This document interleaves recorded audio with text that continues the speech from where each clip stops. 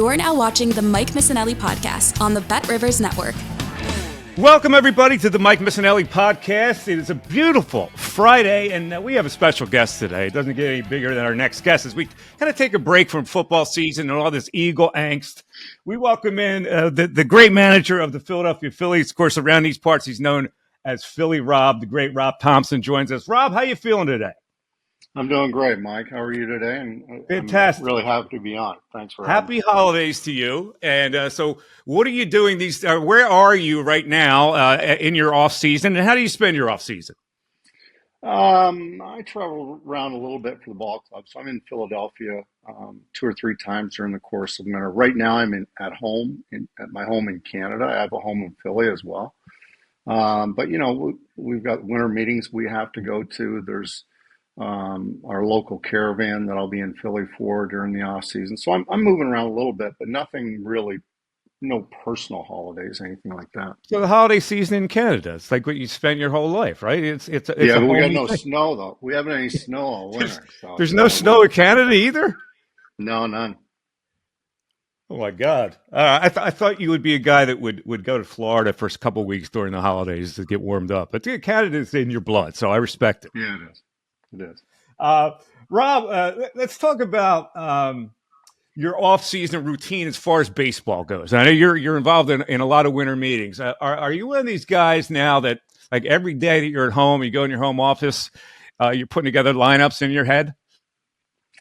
Not every day. I mean, I have a tough time working from home as it is. I feel a lot better being at the ballpark. But really, it's just a little bit of keeping up with players. Our staff keeps up with them. Paul Bukite, our training coordinator, and Morgan, our strength and conditioning coordinator, they're always talking to these guys. So I get updates from them. Kevin Long and Caleb are always talking to our pitchers or position players. I get updates from them. And I just keep in touch with people and talk to Dave every couple of days and just keep updated. So you don't detach yourself completely from baseball, like you need a refresher. It's a long season and it's time consuming. Do you take the time to completely detach? Not really. I'm always kind of involved or tapped into what we're doing because I don't want to be caught off guard. And Dave's really good at communicating that, and I just want to keep in touch with people and stay in the loop. So occasionally, will you pick up a phone and call one of your players just for the hell of it? Yeah, I talked to Nick the other day, and I talked to Schwarber the other day, and I've been texting JT and Harp, and just a bunch of guys. Just when they come into my mind, and I just want to say hello, I shoot a message out to them. You seem to have this special bond going with JT, and not only during the season, but I guess in the off season as well. And it's that language, I guess, that catchers speak. What is it about JT that connects you and him? I think it's just his overall talent. I mean, he's such an athlete, wrestler, basketball, football, baseball, you name it. He's the best at it. And he was a guy that I would always think of as who I'd want to be behind the plate. Can really move, can really throw, can hit. But the other part of it is that he cares so much about his pitching staff. And when he knows he's catching most days, and when he does, he's usually the first guy there. And the first thing he does is he's looking at how that particular starter that night's going to attack the lineup. So he cares a great deal, and he wants to win, and he's hungry. Talking to Rob Thomson. Rob, there's a finality and a reality that sets in when you lose a high-profile playoff series like a World Series or an NLCS. And the average fan goes, we got to blow things up. But the baseball guy looks at it and goes, we're still really good.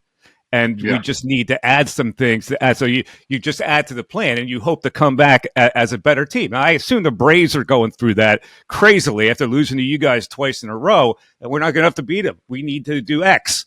So right now, when you look at your team and how you lost in the NLCS, what does Rob Thomson think the team needs to add to get to that next step? Well, I think as far as our core players are concerned, I think we're set. I mean, Dave and John and Sam done a great job putting that core group together. And they're not only talented physically, but mentally and emotionally, it's probably one of the best groups I've ever been around. They have a lot of fun, but they really compete. And I think really where we're at right now is just gaining a little bit around the edges. We don't have any big pieces that we need to go get. If a reliever falls in our lap or an outfielder falls in our lap, then we'll probably act on it, or we would act on it. But I don't think we're not certainly not going to blow this up and panic because we have a really good team, and we have a team that I really thought once we got up 2-0 against Arizona, I really thought we had a great chance. So I don't think that there's any reason to blow this thing up. We're going to get to that in a second, and kind of the things that happened in that playoff series. But when you look at you yourself, go where were we short? Where were we short in that series? What was your conclusion?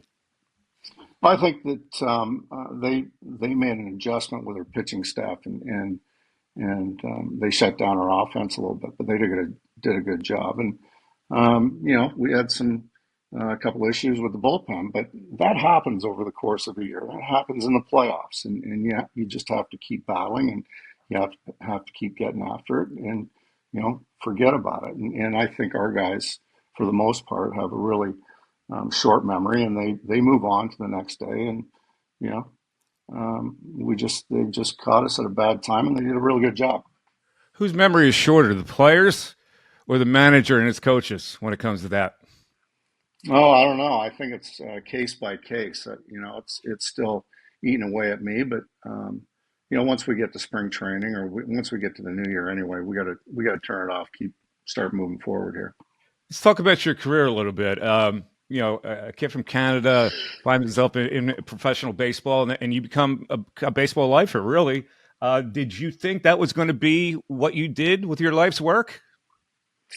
Whew, that's a good question. Like I always thought I was a really good player when I was in college, and once I turned professional, I found out I wasn't all that good. So, um, or not as good as some of these younger, more athletic guys. So, at that moment, I didn't think I was going to be a lifer. I'll tell you that. But once I got into coaching, and once I got with the Yankees, I was very fortunate. I was being around a lot of great people that taught me a lot, and I got some breaks here and there, and just stayed after it and had the support of my wife and my family, and that's a huge deal too. So, I just stayed after it and caught some breaks, and here we are. So the game kind of sucked you in. It does to a lot of baseball people. Baseball is something that really infects you, and you wind up just keep going along for the ride. So here you are behind the scenes many years, especially with the Yankees. And what were your aspirations at that point? I think when I was with the Yankees, it was more about managing, but I never wanted to get off the fact that I had a job to do and I needed to get it done. And my father always told me that when you're out there, you always have goals and future goals. But if you focus too much on that, you're going to forget about what you're supposed to do today, and you're going to lose your job, and then you're not going to have a chance to reach those goals. So I always focused on that, and I think once I came to Philly, my mind shut down on managing. To tell you the truth, I just thought, well, it's probably not going to happen.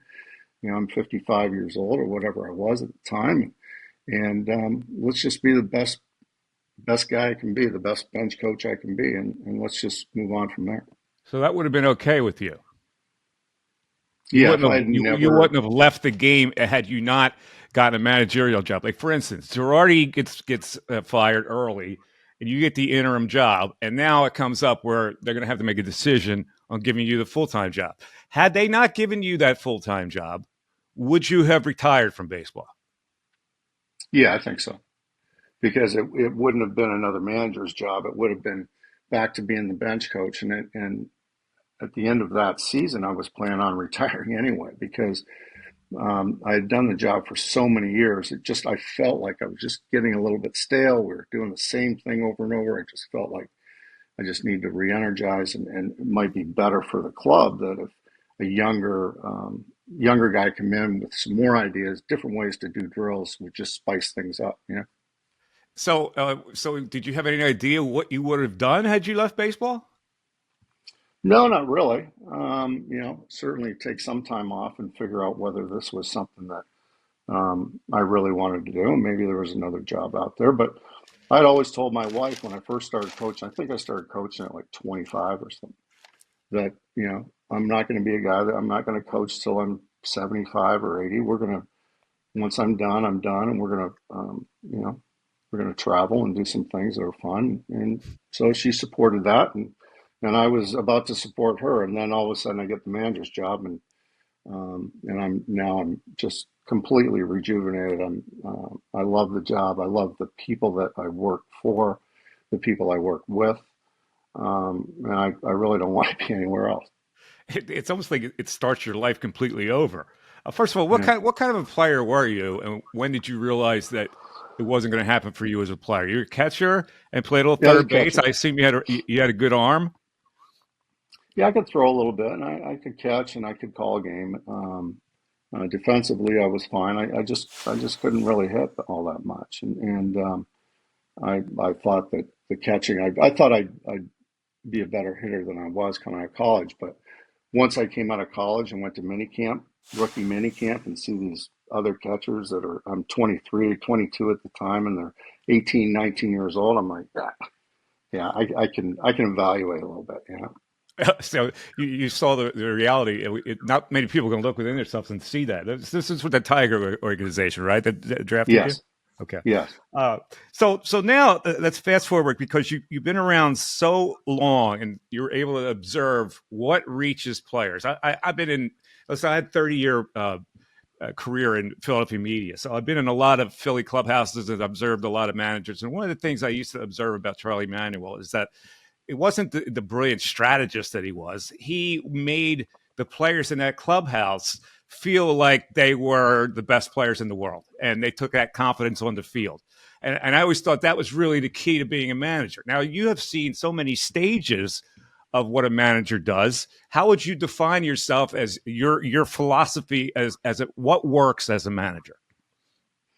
Well, I think it's the trust in the players and your staff that they have in you, and then I think you try to, it's cliche. You try to put them in the best spot um, possible so they can succeed. But I think that you have to have some empathy because this is a really tough game, and guys go through ups and downs all year long, and I think you have to be there for them. You have to hold them accountable, but you have to support them. And I think that's where the trust comes out. But I understand. I mean, I just told you what I thought about my playing career. So I think you have to understand, and you can't forget about how difficult this game is at all times. You seem to be a guy that really focuses on transmitting trust in your players that they appreciate. And when they appreciate it, they can play freely without being mentally cloistered. And that's the way Joe Torre did it a lot. Would you say that he had the biggest influence on you as a manager on how to handle players? I think so because I think just um, the way we go about life, Joe and I, is very similar. You know, it's not about laying blame. It's you know, about looking inward and seeing what you can do better to make a player better, or make a situation better, or make a team better. So I think Joe and I are very similar in that way, and I think Joe and I are very similar in the fact that let's keep everything calm and let's work these problems out instead of sitting here and pointing fingers at each other and yelling at each other. So I think I have a lot of the same characteristics as Joe. Sure. Here's an example of what I'm talking about. I'm going to give you both sides of this because a lot of people criticized you down the stretch for being inflexible, not changing the lineup. The other side of that is if you're trying to manage a player's trust, that when you change the lineup and they come in and see the lineup change, all of a sudden it's in their head now and they become less confident as a player. I assume your strategy is to make them feel as comfortable. Don't make them panic by seeing that they've been moved down or moved around in the lineup. Would that be accurate? I think so, and I think that whenever you do something like that, it's probably been on your mind for a while. So you start having some conversations with a player if you know that that's coming. And then really the other part of it is the timing of it. Is that the right time? No, I mean, nobody really knows when the right time is to shake up the lineup or take your closer out of his role or anything like that. Because so I try to give it time and I try to give have a lot of patience and try to let these guys work through it. And if they work through it, then you really got them. Now you've really got their trust.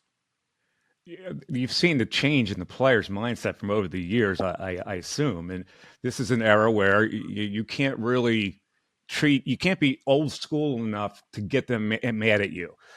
So how did you strike that kind of balance? It's not like the old days that, like even the 93 Phillies would come in after a game, talk about the game, drink a few beers, stay there till 2 o'clock. They had that kind of different clubhouse thing. These guys come in, they got other lives, blah, blah, blah. And you have to treat them a different way. Did you notice that trend? When did you notice that trend coming into the game? And do you use that as part of your evaluation process? Yeah, I don't know when they're, like I don't have a date when I saw the trend, but I do see a little bit of a trend where, people are in a good way. People, players stand up and they go, "Hey, I'm a grown man. You don't need to talk to me that way. You don't need to turn over the spread to get my attention. You can do it another way." So that's kind of the approach that I make. And there are times when you have to be firm. And so when you are firm, and that's not tipping over a spread, but when you are firm, they listen. They straighten up in their chair because it doesn't happen every day. And I think with our clubhouse, especially, those guys take care of themselves. And there are some big voices in that clubhouse. When something goes wrong, they can corral it. Yeah, that's what Charlie used to always say. Man, Charlie was never afraid to put a boot in somebody's ass, as he would say it.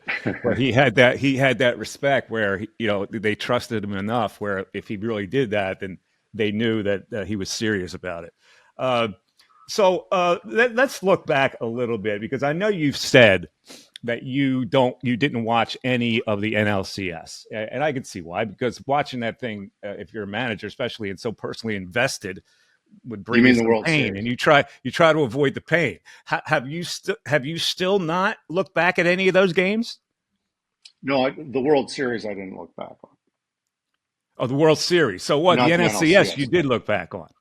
Yeah, so I've looked back on some clips and tried to figure out, what happened there, whether it was good, whether it was bad, just sort of a post-mortem on the whole thing. But it's not just the playoffs. We, as a staff, we do that on a daily basis. So that's sort of part of our routine. So what, are you haunted by any second guesses? You look back and say, I really should have done this instead of that. Well, not really, because I mean, any decision we make, there aren't most of them we make as a group, whether it's Caleb and myself or Kevin and myself. Um, there's always a reason why we do things or not do things. Um, and I'm not going to get into it, but um, yeah, there's a few things that I regret, but there always is. Just let me bring up just a couple of things, because the general thing is you got the big bats didn't hit. It's simple as that. In 6 and 7, they shut you down offensively, and then the bullpen really was a little bit fried that you were trying to use and trying to manipulate it. But let's go like Game 4, when the plan was to go Sanchez and Taiwan Walker, and you stay completely away from Walker, and then Sanchez blows up, and then you've got to use your bullpen to get 20 outs. When you look at Hmm. that, what do you think? Well, yeah, it was a tough game, but I thought that we were in it the whole way, and we had to go to our best people at the time, and I felt like Taiwan at that moment with the score and the game situation, he was best suited for emergency extra innings because I knew that we were going to go through our top bullpen guys to get through 9 innings. So that's why we stayed away from Ty. But yeah, and it just didn't work out. And you used Hoffman early in that game, which meant that Yeah. you had to take a chance with Kirkering. And you look back at that, you're okay with that decision? Well, at that time he was actually throwing the ball pretty good, and it just um, it just sped up on him a little bit. But he's a pretty level-headed kid, and we're really looking forward to his future. But it is what it is. You make decisions, you got to live with it, and you got to answer the question. All right, last one, and because I don't want to get on your nerves with this, but I have to ask these. I know people are going to want me to ask that. The Rojas situation, where Mhm. he's 1 for 27, the bases are loaded. A lot of people are saying you have to hit for him in that situation. You allow him to go up with a chance to crack the game open, and he doesn't deliver. that decision when you replay it was that the right move to keep him in there? Well, whether it was the right move or not, the reason behind it was that they had a lefty available in the pen. So if we go to Cave, who was our left-hand pinch hitter, they just bring the lefty in, and then we got to, if we really want to right on left matchup, then we got to go to Pache. So you've burned Cave, so he's gone. He's gone for the next 5 innings, the rest of the game. And there was two out at the time, so I just felt like it was a little bit too early and too big of a gamble to take Rojas out of the game right there. I had as much confidence in Rojas as either one of the other guys at that You point. did even at that at that spot Yeah, where he looked completely overmatched. yeah, I did. Okay. Listen, that's a straight answer. I look at it and I go, maybe Pache against the lefty is a better matchup than having Rojas stay in that situation. And people are going to say that for a lot of years, and that's what makes Sure, baseball great because no doubt. you go back and forth on decisions. So now let's look ahead now as we go into this season on what the situation looks like for you right now. And I know some moves could be made or whatever, but right now, what is your center field left field situation? Well, it'll all depend on Rojas, and I'm hoping that Rojas has a good spring with the bat, and he wins that job because he changes the game defensively for sure. And but he's not, we haven't given him that spot. He's got to earn it, and if it looks like he's struggling, then he needs more at bats, and then Marsh would move over in the center field, and we still have Cave and Pache for left. So. I think we're set up really good. The one thing we've done here in the last couple of years, not necessarily me, but the front office, they've created a lot of depth through, free agent signings, but also some trades that nobody really thought much about. So you get Marsh, you get Pache, you get Sosa, you get all these little trades that really, at the end of the day, they create a lot of talent and a lot of flexibility, and that's good to have. Okay, so if Rojas doesn't cut it as a starter, Marsh is your center fielder. You would then platoon Pache and Cave. If Rojas does take the job, would Marsh be your everyday left fielder? Yeah, I think so, and because I think this guy's going to be able to hit left-handed pitching. He did at times during the course of the year be able to do that. Now there'll be days when you got to give him a day off, just to get him off his feet. One, but also maybe you line it up against a really tough lefty. But I think Marshy's going to be able to hit left-handers, and I really like his game. Let's look now at the bullpen, maybe, and then I'll get along to his rotation. You probably could use a couple guys in the back end, at least a reliable guy. Kimbrel's no longer going to be there. We don't know what we're going to get at. We know we're going to get out of Alvarado. I think he was just a little tired at the end. But then you Yeah. have the Soto question and whether you're going to use Kerkering, whether you can still rely on Hoffman. Are you guys looking for another guy who can handle a late inning, high leverage role?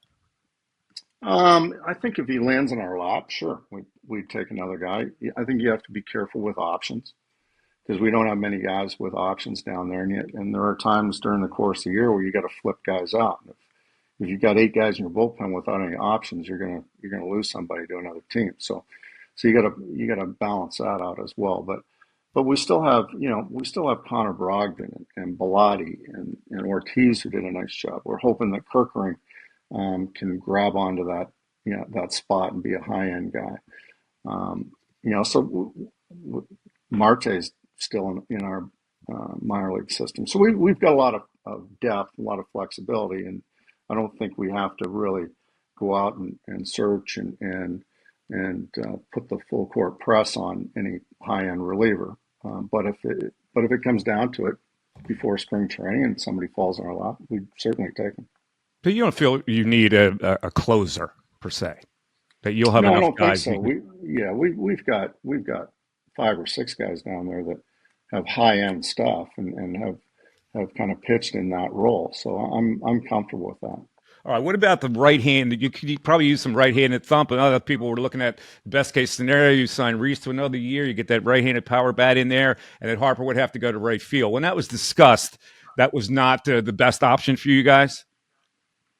Yeah, I think Harper's going to be maybe a Gold Glove candidate at some point, just because of the way he came in, and he took to it really quickly, and he's got great actions, and he works his tail off. So I think for the long term, I think that was probably the best thing. And I think with the way our lineup is right now, yeah, we'd take some right hand thump, no doubt.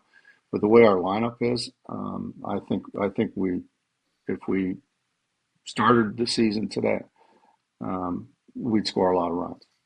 I think the young guys, Marsh and Stott and Bohm are just going to get a little bit better as they age, and we have that really good core group that with the experience that surrounding them. So I really like the way we're